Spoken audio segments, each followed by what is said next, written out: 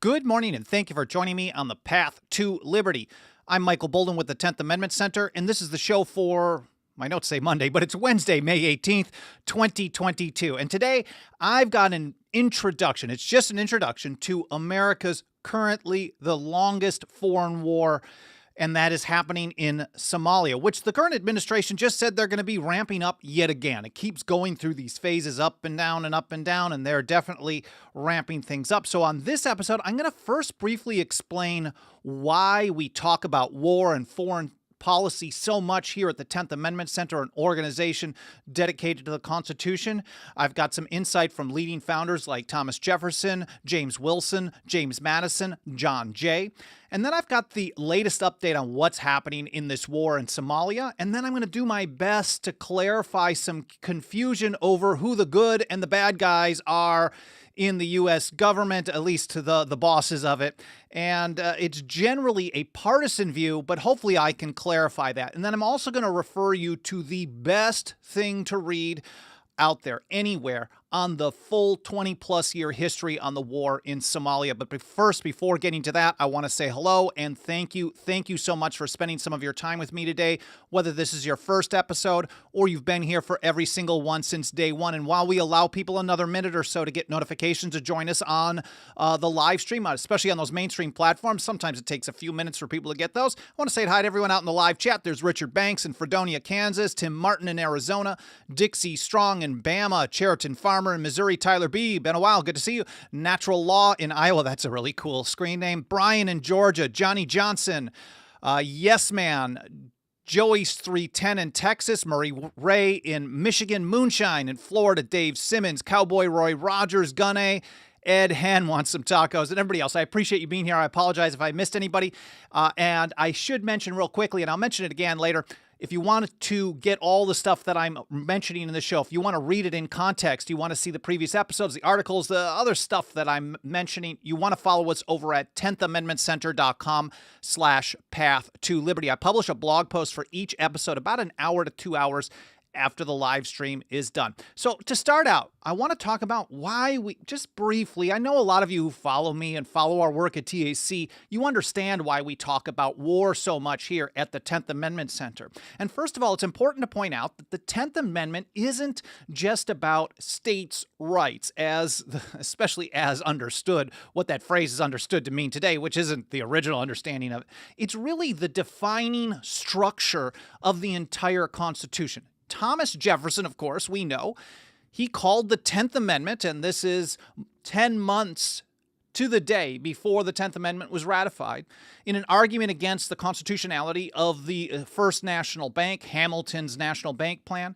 He referred to the Constitution as the foundation of the Constitution. Here's how he put it. I consider the foundation of the Constitution is laid on this ground, that all powers not delegated to the United States by the Constitution nor prohibited by it to the states are reserved to the states, he skipped the word respectively, or to the people. He's saying this is the entire structure of the document. That is, they can only do the stuff that's authorized to them. And anything beyond that, Jefferson said, would be to take a boundless field of power. But he said this is really how you read the entire document. So if Jefferson thinks that the 10th Amendment is the foundation of the Constitution, then we have to think about what's important to the people who framed and ratified the Constitution. And James Madison, for example, told us that war is perhaps the greatest threat to public liberty. War is the greatest threat to public liberty. So if they're thinking about, we're going to craft a constitution in a way to deal with the greatest problems, the greatest threats to liberty, then war was very much a high priority for the framers, for the general public, for the ratifiers. Of course, we had the 7 Years' War, which led to the stationing of troops, of standing armies, which is part of the reason for the revolution. And then, of course, the long, bloody war. And they wanted to escape the wars of Europe. It was so important to have peace. James Wilson, one of the leading Federalists, talked about this in his Declaration of Independence, July 4th speech. I think it was 1788. He says, let us begin with peace. They always talked about peace so much. But here's how James Wilson talked about how they were actually setting up the structure of the Constitution to guard against war. And those are his words. This is in the Pennsylvania Ratifying Convention, December of 1787. He said, this system will not hurry us into war. It is calculated to guard against it. All through their experience, they were under the whims of a single person in power to carry the nation into a war.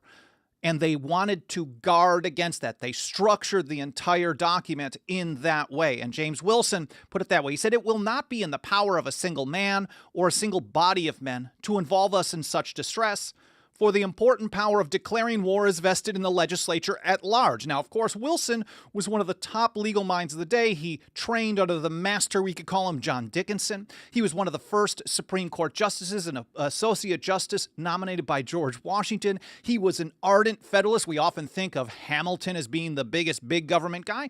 Wilson was right up there with him. I talk about him a lot in positive light, but he certainly was, especially at that time, or if we're grading on a curve, I don't generally do that.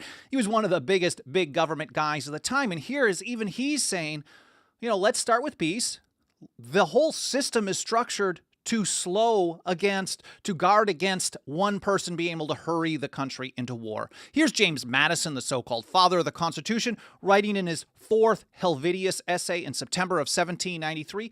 He thought that the wisest part of the Constitution was how they guarded against the idea of a single person could take them into war. So war was so important that he didn't just think this was a good idea, that this was the part of the Constitution with the most wisdom. I'll use Madison's words here. In no part of the Constitution is more wisdom to be found than in the clause which confines the question of war or peace to the legislature, not to the executive branch. So this is a brief overview of why we talk about war, because at the 10th Amendment Center, we recognize, as Jefferson told us, that the 10th Amendment is the foundation of the Constitution, that the structure of the Constitution was built to guard against the ability to take the nation into war quickly. And James Madison thought the wisest part of the Constitution was dealing with war and foreign powers, foreign policy. Let me then move forward to the latest news going on in the war in Somalia. Most people don't even realize there is a war in Somalia, and some people who know there's stuff going on would like us to think that it doesn't count as a war, but I'll get to that in just a moment. Hear from Dave DeCamp, who does amazing short news reports for antiwar.com. I follow him on Twitter, and I read a lot of his stuff over there as well. He said, this is on May 16th, so just a couple of days ago, President Biden will deploy up to 500 troops to Somalia, reversing a withdrawal of most U.S. forces from the country that was carried out at the end of the Trump administration. Oh, peace guy, right? Just like the Nobel Peace Prize winning president, a couple administrations ago who bombed the hell out of all kinds of countries around the world like crazy. These people are not for peace. Joe Biden is not a good dude, right? We should know this.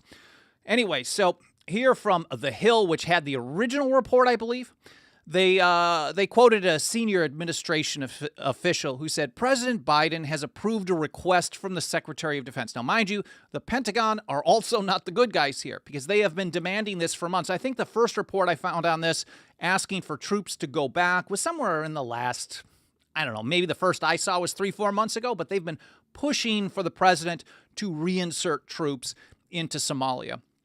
President Biden has approved a request from the Secretary of Defense to reestablish a persistent U.S. military presence in Somalia, a persistent one. They want them there all the time to enable a more effective fight against al-Shabaab, which has increased in strength and poses a heightened threat. Now, if you're like me, you never heard about Congress debating a declaration of war as required by the Constitution in Article 1, Section 8 against Somalia. It's just this open-ended authorization to use military force against whoever the president deems fit. That is a violation of the Constitution. That I'm not going to get into any detail on right now, but I should mention that there has been no debate about whether or not the representatives of the people, on behalf of the people have then decided that there's going to be war in Somalia. The official didn't say, and this is again to the Hill, the official didn't say how many troops would be sent to Somalia. The New York Times, which first reported, so it was the New York Times that first reported it, cited officials saying the number would be no more than 450 troops. Now, some people will tell you, look, it's just 450, 400, maybe 100, maybe 50, 500 troops. So no biggie. It's no real war, right? It doesn't really count. They're just there doing training stuff. And this kind of a military presence it's not a war, even though there's an ongoing conflict for decades and even before the U.S. was really heavily engaged there after 2001. But here's James Wilson once again in the Pennsylvania Ratifying Convention in December of 1787. He points out that 700 troops are just as much a standing army as 70,000. So when it comes to a military presence, it doesn't matter if it's 700 or 70,000 because it's still a standing army. Now, a smaller one can be more contained. It isn't as bad. It's kind of like saying, well, I only punched him half as hard. But is it still a punch? Can I just kind of hit him lightly in the face and it doesn't count? Well, it's still the motion, still the activity that's the problem. And to James Wilson, the big government federalist, who was really making the case for the Federalist side far more than the Federalist Papers, he took the position that a standing army is a standing army, whether it's a small number or a large number. And it's the same thing for war itself. Some people want you to think, and a lot of people want you to think this, especially the people who love using power. They want a lot of people to fall for this kind of garbage, that a war is only a war if they call it a war. It doesn't matter. They want you to think that, if it's only a few bombs or a few soldiers or a few hundred ground troops, that doesn't count as war. That's some kind of training mission or kinetic action, or maybe just who knows what they want to call it. It's a defensive action. Anything, they'll call it whatever the hell they want to, as long as they can continue to wage war and to do these types of things without following the Constitution. And I covered how they're supposed to follow the Constitution in some detail in an episode earlier this year. War Powers and the Constitution, an overview. I will link to that one in the show notes. What you're going to learn about what the power to declare war is, what the power to wage war is, why they're different, why they're separated. But you're also going to learn a very typical dictionary definition that the founders and ratifiers understood what war meant.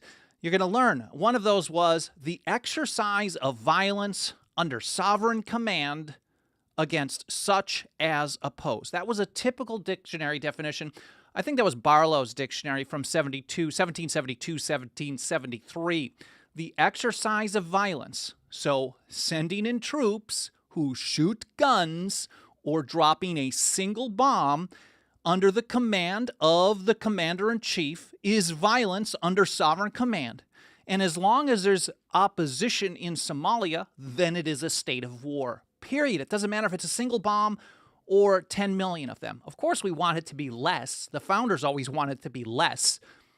But that doesn't change the fact that it is a war that is happening. Now, this war in Somalia has been going on for over 20 years. We often think of Afghanistan, that was the longest war, and I guess that one's probably still continuing, although I haven't kept up to date on what's been going on there. I'm going to get more to the history of the Somalia war in just a moment, but again, I should mention that if you want to actually read the stuff that I'm talking about in context, you want to find that other episode I was talking about in context on your own time, you got to follow us over at the show homepage, 10thamendmentcenter.com/path to liberty. You're going to find all the archives of the show. You're going to find all the different platforms we're on. Of course, we live stream on the mainstream ones like YouTube and Twitter and Twitch, and we're also on DLive and Odyssey and Facebook. But we archive the video all over the place as well. We want to be on as many platforms as possible because you never can trust who's going to allow you to keep using this kind of rented real estate online for how long. We may all of a sudden start saying things or maybe they'll figure out that we've been saying things that they don't like and get rid of us. So you want to be able to follow us on other platforms as well, whether it's Minds or Gab or Brighteon or BitChute or BitTube or any of these other video platforms where we upload our archive. We also have the audio-only podcast edition. And I do want to say thank you to a bunch of people who have been leaving reviews over on Apple Podcasts lately. Thank you so much. Anyways, back to Somalia. Here, let me pull this up. It's the New York Times. We're not fans, but they're the ones who broke the story, right? And they're the ones who get a lot of attention as being the source of news.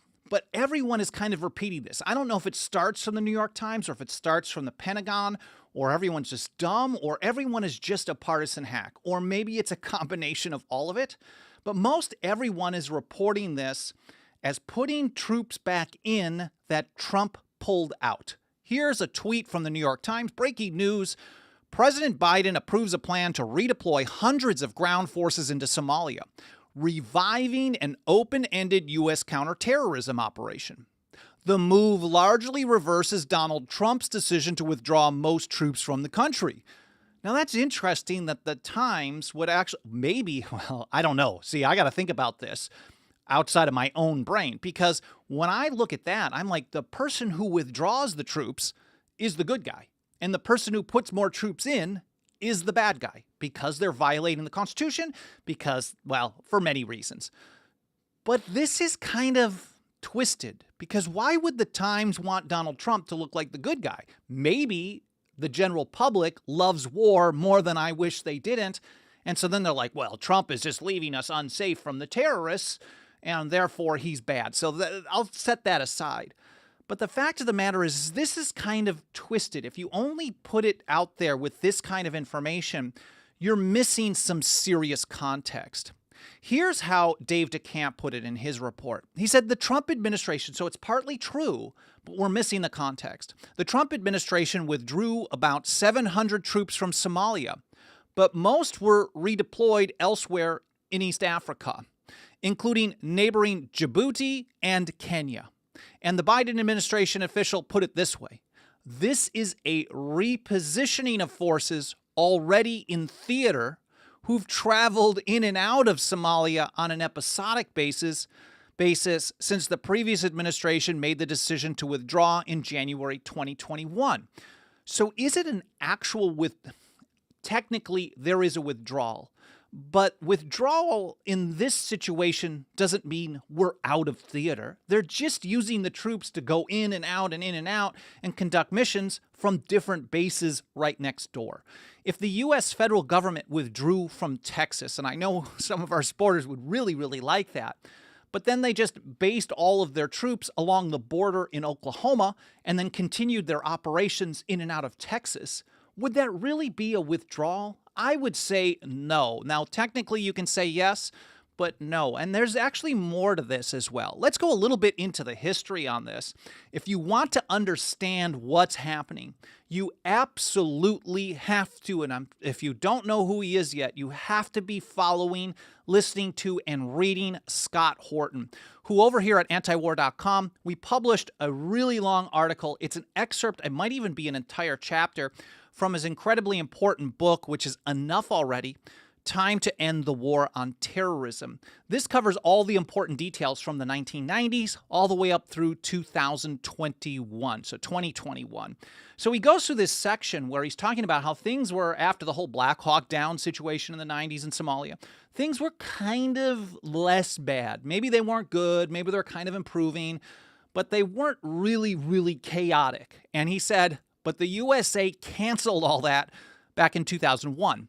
The violence there since that time has been the result of intervention by the U.S. military and CIA. So the fighting is the U.S. government coming in and trying to control things. And the more that authoritarians want to control things, the more they have to do that through violence and force. This is what they do, whether it comes to your right to keep and bear arms, your right to just about anything. They want to control what you can grow in your backyard and how you can defend your home, and they're willing to use violence if you are not compliant to make that happen. And if a lot of people try to not comply, maybe we can overwhelm them. But that's the general approach. We have to remember that government and empire, whether the empire at home or empire abroad, is going to use force and violence to create their way. And maybe they like the violence. I don't know if you watched maybe it was like JFK, Oliver Stone's JFK. I think there was one scene where they're sitting there and the guy's like, well, why are they doing this? And he said, just think how much money goes into every helicopter that goes down, every bomb that drops. So maybe this is just a cash cow for their donors. I don't know. But the violence, Scott writes, has been the result of intervention by U.S. military and CIA. He goes into a lot of detail on this, so you got to read this. American power, not freedom, has brought this small, poor country out of anarchy and back into chaos and destruction. You'll understand that line if you understand that line. But he points out this is a vicious cycle, and we're seeing a new cycle happening now as well, with troops coming out and in theater and out of theater. It's a constant vicious cycle. He says just after the September 11th attacks in 2001, the CIA and Joint Special Operations Command, that's JSOC, that is top-tier special operations forces, went to Somalia and started hiring the very warlords who had been America's antagonists during the famous Black Hawk Down disaster of 1993. So those were the bad guys at that point. Now they're hiring them this time. It's back and forth, kind of what happened with Al-Qaeda against the Soviets in Afghanistan. Then all of a sudden they're the terrorists. It's always playing both sides, Saddam, Iraq versus Iran. And this is bad news. But you're going to want to read that full article, that full chapter. He made it available for free, which is pretty amazing. I'm going to link to it in the show notes. Now, fast forward. We go through the Obama years. Obama used the CIA and Air Force drones, primarily drones, special operations forces, and he even fired cruise missiles from submarines in the effort to fight al-Shabaab in Somalia. Hundreds of innocent people were killed. I mean, we talk about mass shootings here, which are a total tragedy. And you'd think about 10, 12, 15, 20, 50 people killed, but then and that's a horrible tragedy. You want to take away everyone's rights because of that. But when hundreds of people are killed in another country, no one even notices. It's as if they don't care about human life unless it's here at home and an excuse to give government more power. It's very sad. Now, here's the interesting part of this history from Obama to Trump to Biden. Scott writes that President Trump escalated the war, expanding the number of airstrikes, special operations forces, both those fighting al-Shabaab and those training the Somali National Army, and sent regular infantry there as well. He also signed orders designated Somalia as an active war zone, so it was kind of just a theater of command thing, lowering the chain of command who can call in airstrikes. And that's how Scott put it as well, devolving airstrike authority, lower down the military chain of command, and removing some restrictions on who can be targeted. Trump actually withdrew he put the troops in the first place. There was some special operations forces, but when we're talking about 600-700 troops, Trump put them in there in the first place. And I'm going to get to that again in just a moment. But here's how Meharry put it as far as the numbers. Mike Meharry has an article we published just last night. He said in 2019, the U.S. military conducted 63 airstrikes in Somalia. 63 that they admit, of course. So maybe 63 is 600. I don't know. I don't trust these people. The most in any single year.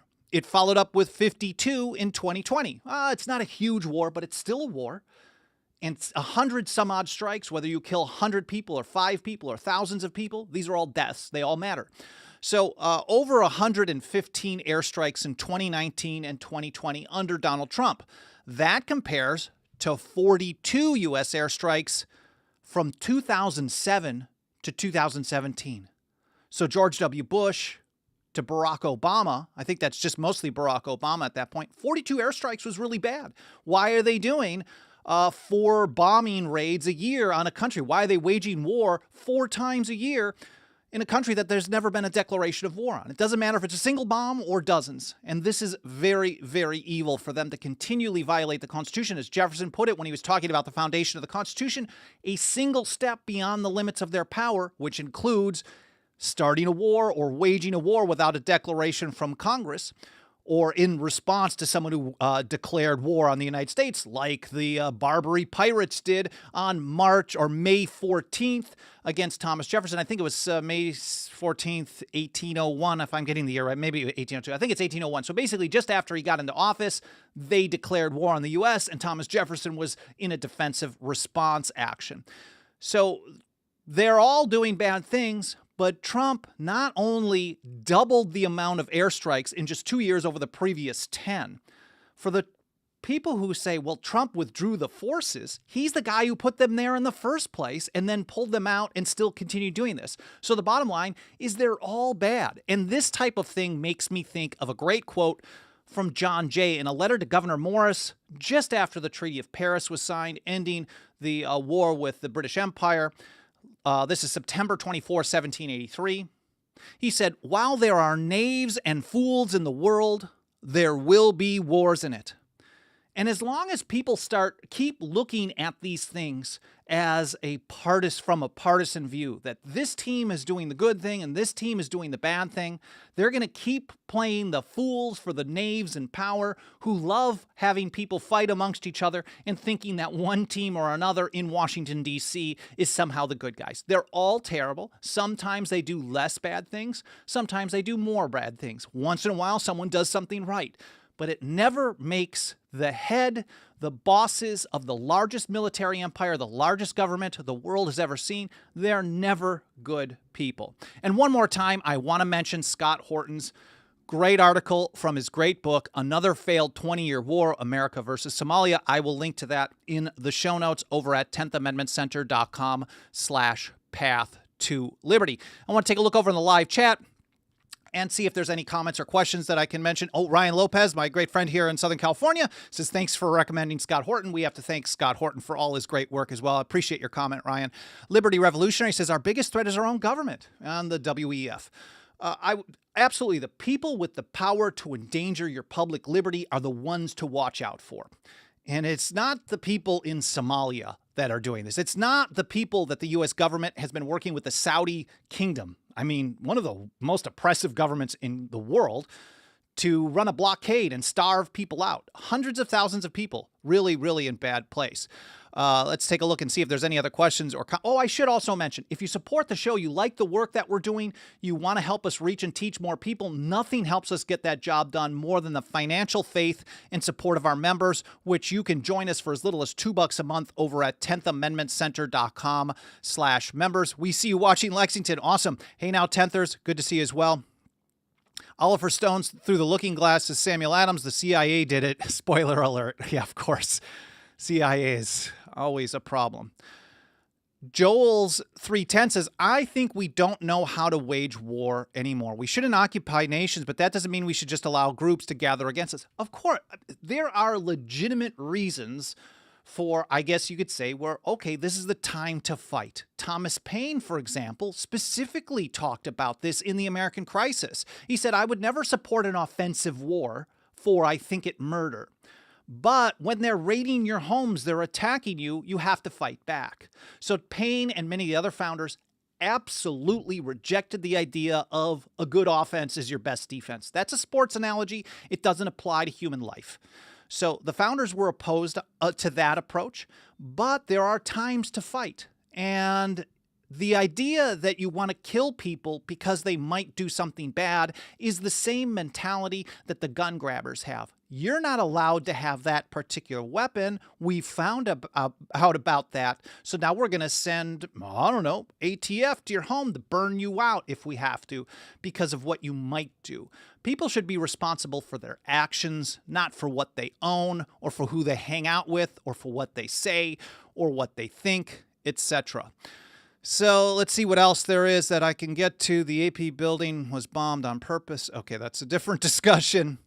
Yes Man says, all in the name of national security and national interests. And James Madison also warned us that it is a universal truth, and he was writing to Thomas Jefferson in the ramp up to the passage of the Alien and Sedition Acts of 1798, is a universal truth that the loss of liberty at home, and I'm just butchering this paraphrase, the loss of liberty at home is to be charged against danger real or pretended from abroad. He recognized that all through history, people with power would use fear. John Adams, who they were against in that situation, years earlier when he was one of the good guys, the Atlas of Independence, he wrote that fear is the foundation of most governments. The only thing that he got wrong was to include the word most. Fear is the foundation of government. And James Madison recognized this as well, writing to Jefferson. As long as people have power, and as long as they can whip people up into fear and frenzy, whether that fear is based on something real or pretended, so Madison's kind of a tinfoil hat guy, then they're going to use that to destroy liberty. And that is a universal truth. Here's Tim Martin. He says, the military-industrial complex and politicians will forever be in cahoots to keep wars going indefinitely for fun and profit. The knaves and fools and the people who follow along with this, allow them to rip us off, to destroy our liberty in the name of security for your safety as always so they can control you.